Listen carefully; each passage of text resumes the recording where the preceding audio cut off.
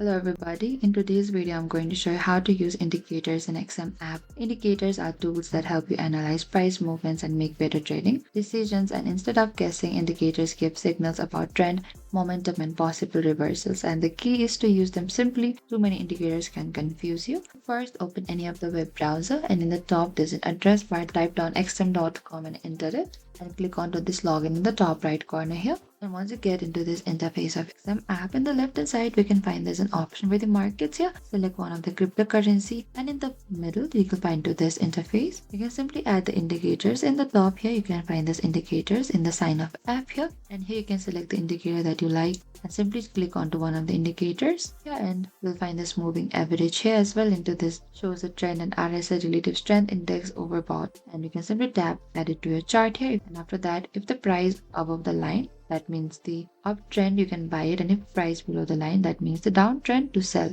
And using indicators in XM is simple. Just open chart and an indicator and learn what it tells you. Thank you for watching this video. I hope I could help you. If you have any queries or confusion, please comment down and we will reach out to you very soon.